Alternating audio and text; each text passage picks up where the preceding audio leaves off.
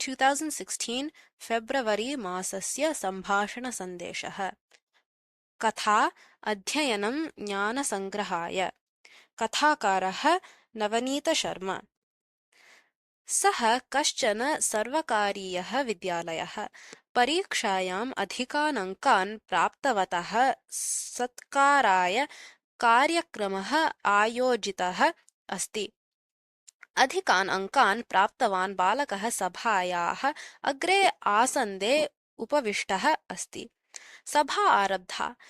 मुख्यातिथिः अधिकान् अङ्कान् प्राप्तवन्तं बालकं पारितोषिकदानेन पुरस्कृतवान्।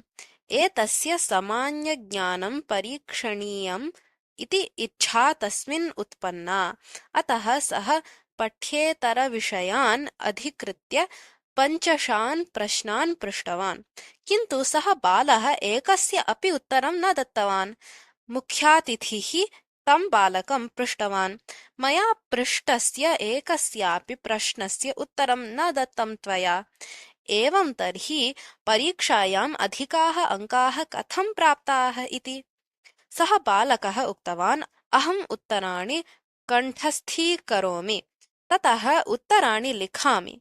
पठ्येतरविषयान् न जानामि अहम् इति। तावता सभायां स्थितः कश्चन बालकः उत्थाय अवदत्, भवता पृष्टानां सर्वेषामपि प्रश्नानाम् उत्तरम् अहं जानामि इति। वद तावत् इति उक्तवान् मुख्यातिथिः। बालकः सर्वेषामपि उत्तरान् उक्तवान्। मुख्यातिथिः पुनः कांश्चन प्रश्नान् पृष्टवान्। सः बालकः तेषामपि समुचितम् उत्तरम् अवदत्। एतस्मात् मुख्यातिथिः नितरां सन्तुष्टः। सः अपृच्छत्, साधु बालक, त्वं कक्ष्यायां पठसि? प्रथमं स्नानं प्राप्तवान्। सः यस्यां कक्ष्यायां पठति तस्यामेव इति उक्तवान् बालकः। तव बुद्धिमत्ता तु अपूर्वा एव अस्ति। कति अङ्काः प्राप्यन्ते त्वया? मुख्यातिथिः अपृच्छत्।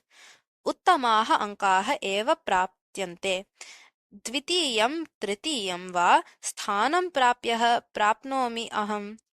मया पृष्टानां सर्वेषां प्रश्नानाम् उत्तरं कथं वक्तुं शक्यं त्वया? अहं सर्वदा पाठ्यपुस्तकानि इव अन्यानि अपि पुस्तकानि पठामि। ज्ञानसङ्ग्रहाय सर्वदा प्रयासं करोमि। समुचिता दृष्टिः तव। अध्ययनं ज्ञानलाभाय एव स्यात्, न तु अङ्कप्राप्त्यैकदृष्ट्या। तव प्रवृत्तिं दृष्ट्वा अहं नितरां सन्तुष्टोऽस्मि। अतः वैयक्तिकरूपेण अहं पारितोषिकं ददामि इति उक्त्वा स्वकोशस्थाम् अमूल्यां लेखनीं तस्मै दत्त्वा अपृच्छत्, तव नाम किम् इति। सः बालकः, ददाभाई नवरोजिः इति मम नाम इति उक्त्वा मुख्यातिथिं नमस्कृत्य वेदिकातः अधः आगतवान्। कथा समाप्ता।